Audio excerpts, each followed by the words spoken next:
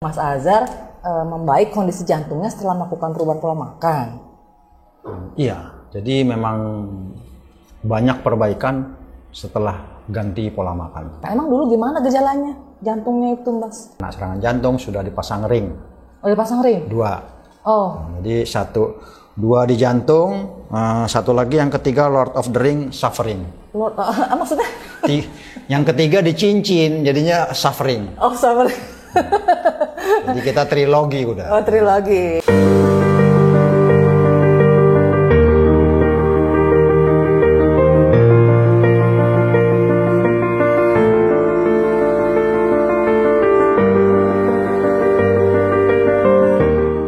Ngobrol sehat bareng teman Sumaila. Jumpa lagi di podcast teman Sumaila. Saya Siska Tecika. Nah, podcast teman Sumaila disponsori oleh Fat Activator. Fat Activator adalah MCT dalam bentuk bubuk. Buat teman-teman yang enak dengan VCO atau minyak kelapa murni bisa mengkonsumsi MCT powder ini. Podcast teman Sumaila kali ini kedatangan narasumber seorang yang kondisi jantungnya membaik setelah melakukan perubahan pola makan. Sekarang kita sama-sama sapa Mas Azhar. Assalamualaikum. Waalaikumsalam. Makasih udah datang ke podcast Teman Sumaila. Iyalah, haruslah senior mesti. Waduh. Mas Azhar nih orang yang memang suka bercanda nih Mas Azhar ini. Iya, dengar Mas Azhar juga bisa bikin roti yang rendah karbohidrat loh, yang nggak pakai tepung terigu ya. Mana itu kalau mau pesan teman-teman tuh? Ada IG namanya IG-nya apa? Makan Roti. Makan Roti. MAKAN roti. Langsung aja kalau gitu ya. Katanya nih Mas Azhar kan sembuh atau membaik kondisi berbagai macam keluhan di badannya dengan hanya melakukan perubahan pola makan. Boleh tahu nggak sakit atau kondisi macam mana sih yang dialami oleh Mas Azhar nih? Jadi aku melakukan perubahan pola makan itu bukan melulu karena ada apa ya namanya keluhan, nggak keluhan langsung nggak ada. Tapi kan sebagai orang yang pernah dipasang ring, pernah kena serangan jantung, biasanya 4, 5, 6 tahun dia akan bertambah ringnya. Iya, emang begitu. Jadi baca ya kayak siapa? Presiden Amerika itu siapa sih namanya? Bill Clinton pun 4 tahun kemudian dipasang. Banyak orang yang setelah beberapa tahun, biasanya setelah 4 tahun, 5 tahun, dia akan pasang lagi. Karena nggak bisa dipungkiri bahwa penyumbatan terjadi lagi. So, itu juga salah satu hal yang menyebabkan saya sering berpikir, masa saya harus pasang lagi sih? Oh, jadi itu bisa lebih dari 1 ring? Bisa. Jadi kayak udah itu, dia top up. Top up ring. Bukan top up pulsa, top up ring. Ya, jadi dia ada tante saya juga begitu. Oh, tapi Mas Azhar yang namanya keluhan di badan itu kan nggak terjadi secara tiba-tiba. Itu biasanya kan akumulasi dari perlakuan kita terhadap tubuh kita sebelumnya. Memang dulunya itu Mas Azhar gimana pola makannya atau ada sebetulnya ada bawaan keluhan lain di badan atau ada? Lebih tepat mungkin zaman sekolah kali ya, itu udah makannya emang jorok kali ya dari zaman dulu. Jadi segala macam dimakan gitu kan. Jadi itu akumulasi. Nah, akumulasinya ya banyak lah. Dari mulai GERD. Oh, ada GERD juga? Ada juga GERD. Terus GERD yang dirasain sama Mas Azhar apa itu? Ya heartburn sampai saya itu ya ini saya waktu itu kan masih antara asam lambung sakit mah, itu minum kopi 1 sendok teh pun saya pasti kolaps. Malamnya pasti babak belur. Nggak bisa minum kopi? Nggak bisa sama sekali. Nangka nggak bisa, sawi nggak bisa, coklat nggak bisa, almost makanan itu nggak bisa. Oh. Dan memang pernah di endoskopi, udah kayak macan tutul, trio macan. Banyak bolong-bolongnya di lambung. Oh. Di lambungnya tuh banyak sekali bolong-bolong. Saya masih punya lah. Masih punya lah hasil foto endoskopinya. Jadi kayak gitu. Terus waktu berkembang ternyata ya karena pola makan yang lama-lama ya saya kena juga batu empedu. Batu empedu juga? Batu empedu 2004 lah saya sadar bahwa itu. Batu empedu tuh yang batu-batuan yang ada di kantong empedu gitu? Kantong empedu, iya. Ketahuannya dari mana, Mas? Ya USG lah terakhir. Oh, Dan tapi sakit dulu ya? Oh, sakitnya luar biasa. Sebagian besar teman-teman saya yang sakit, bahkan ibu mertua saya pun yang sakit akhirnya memilih diangkat kantung empedunya. Oh iya. Saya sempat ketemu 6 dokter senior untuk bagian dalam kan gastro dan teman-temannya.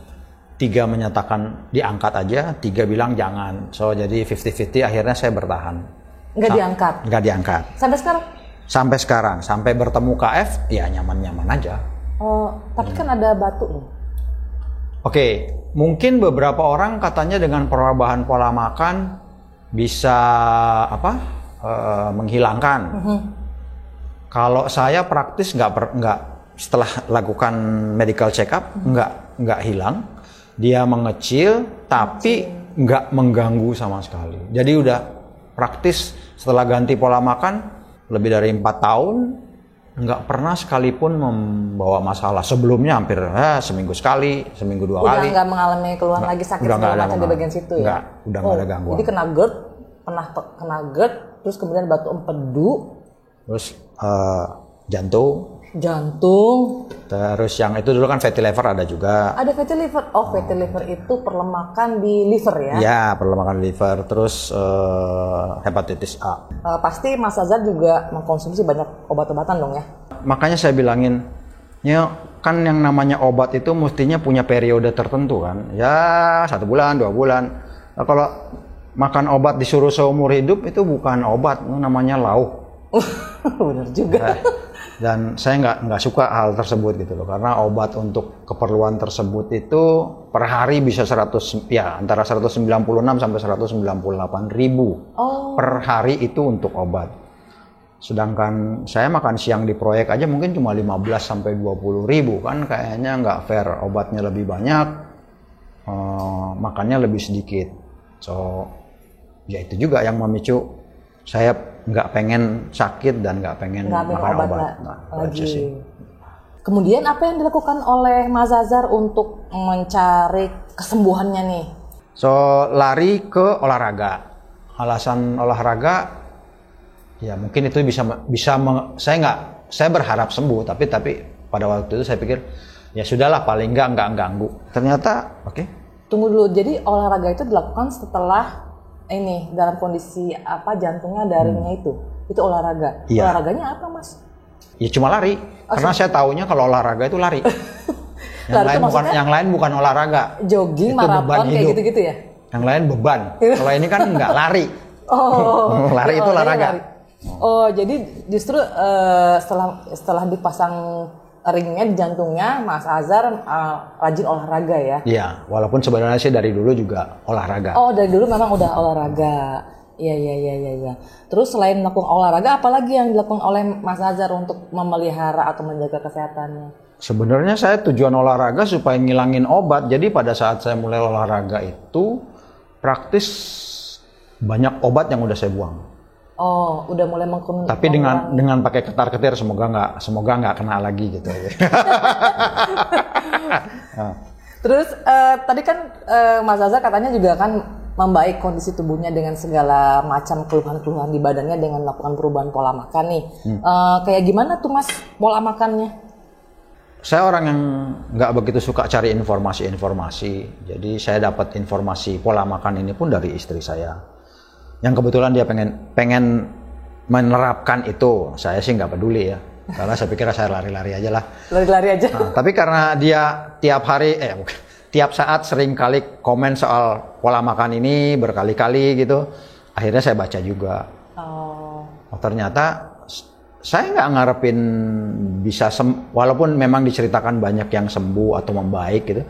Saya tapi lebih cenderung bilang, ini kan masa sih orang bisa melakukan hal seperti ini? Saya coba aja lah. Jadi tujuannya memang bukan mencari kesembuhan, tapi lebih mencoba. Mencoba. Dan ternyata ketika dijalani, nggak nyampe 1 minggu, perbaikannya banyak terjadi. 1 minggu, 2 minggu. Perbaikan yang dirasakan Mas Azhar? Oke, kayak empedu. Empedu itu kan saya praktis seminggu 2 minggu sekali, itu pasti ada masalah. Bahkan ada seminggu bisa 2 kali dia kolik gitu kan, sakit. Muncul lah. kolik karena ya terlalu banyak makanan yang nggak cocok. Nah itu nggak ada 1 minggu, terus asam lambung itu juga nggak ada, sama sekali nggak ada. Terus nggak ada keluhan lagi. Terus yang berikutnya saya nggak pernah ngerasain, saya kan setelah itu kan mulai rajin lari kan. Lari itu biasanya masih ada rasa sesak, entah itu karena sisa gas di lambung atau apapun yang sifatnya menekan ke arah paru-paru. Ini nggak ada. Bener-bener plong, saya nggak pernah ngerasain bernapas kayak pipa kosong aja gitu. Jadi nggak ada tekanan sama sekali di daerah paru-paru atau dada. Jadi kosong gitu. Ini luar biasa gitu. Apa sih yang dikonsumsi dalam pola makan Mas Azhar ini? Pola makan. Oke, kan itu dibilangin low carb. Sebenarnya saya dibilangin ini pola makan ketogenik ya. Ketogenik. Terus dalam arti rendah karbohidrat dan tidak mengkonsumsi gula lah ya. Tapi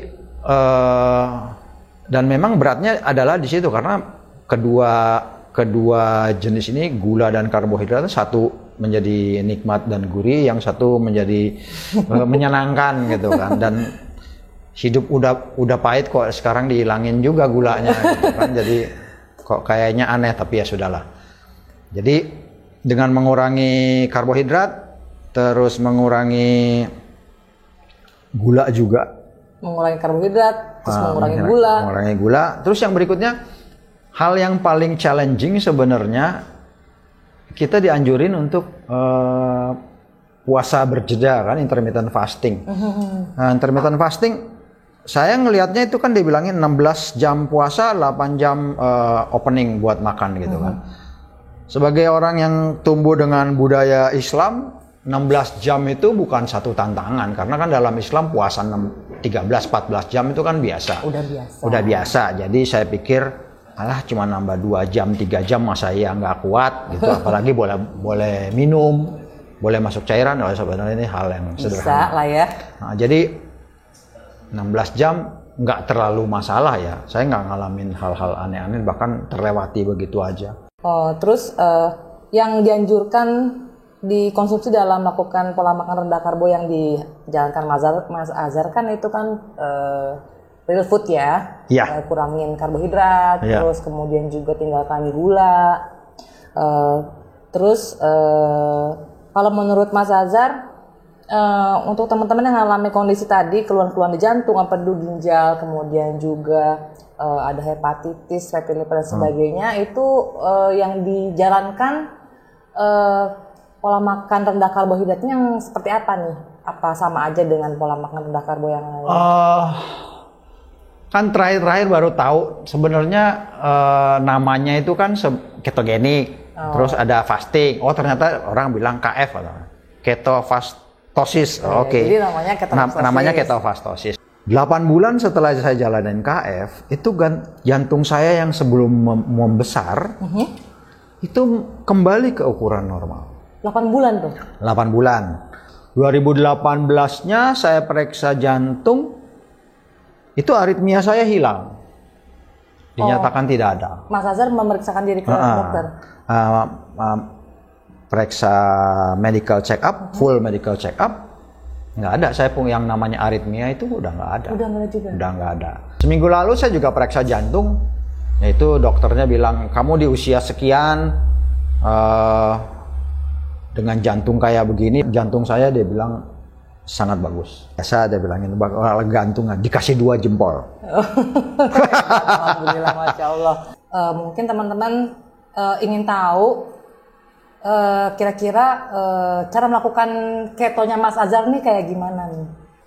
Puasanya itu 16 jam itu kan? Puasanya ikutin. Oke, jadi saya biasalah pakai istilahnya circadian time, jam 8 malam berhenti makan tapi masih bisa minum, baru mulai makan lagi jam 12 siang. Lakukan intermittent fasting. Intermittent fasting ya, intermittent fasting.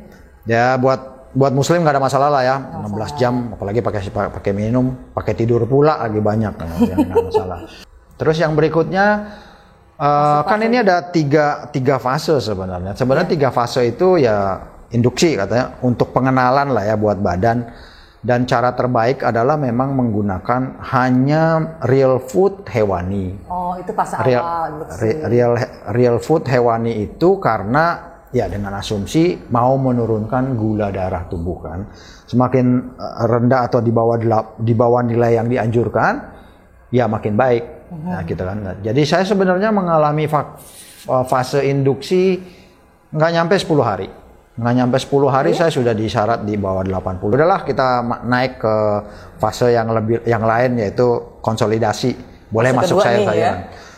Lebih menyenangkan karena banyak sayuran. Toh juga dari awal juga udah mulai terbiasa panjang puasa. Jadi sebenarnya ideal buat saya sekarang ya di 18 jam itu sayuran masuk. Real food masuk. Sekarang ini dilakukan. Jadi lebih banyak kayak gitu. Saya lebih banyak ada di periode kedua ini. Jadi makanya saya masuk sayuran, saya masuk juga real food. Nah, gitu. Saya coba semua fase-fase itu. Jadi fase buah-buahan gitu. Tapi ada bagus juga sih semua dijalani. Akhirnya kita bisa menahan diri. Saya dulu buah begitu gila ya, pengen terus. Konsumsi buah kami itu per bulan bisa 1 sampai 1,5 juta hanya buat buah. Oh ya ampun.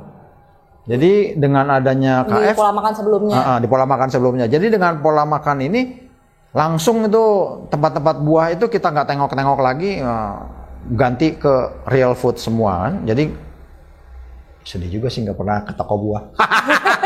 Nggak pernah ke toko buah. Terus sekarang ya udah. Jadi akhirnya terbiasa juga ngelihat buah biasa aja gitu. Intinya adalah fase pengenalan semua hewani, fase kedua ada sayur-sayuran, fase ketiga buah-buahan. Semuanya saya jalankan gitu loh. Nah, kalau bahasa saya sekarang lebih sederhana. Pola makanmu apa? Saya tetap intermittent fasting, saya hanya makan lauk. Lauhnya aja, saya nggak makan nasinya, saya nggak makan segala macam gula-gulanya gitu kan. Udah cuma itu.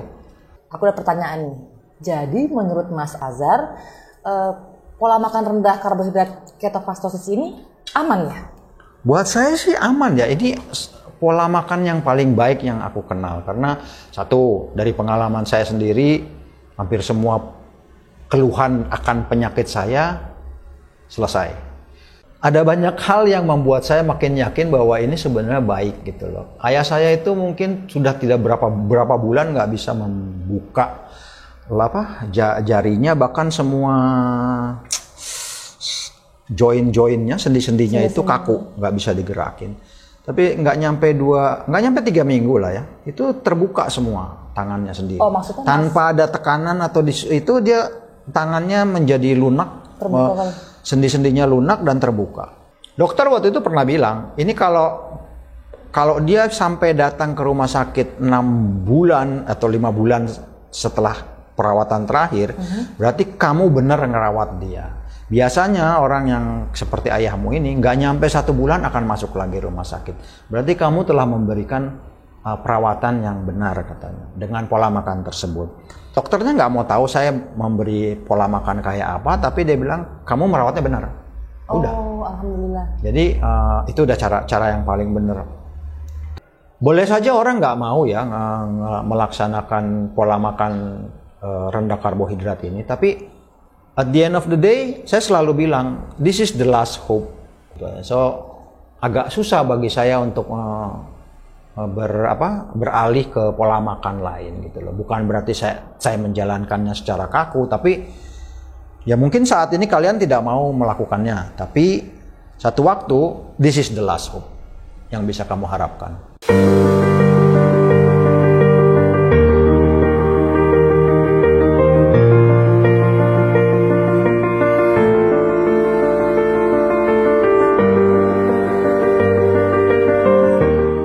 Ngobrol sehat bareng teman Sumaila.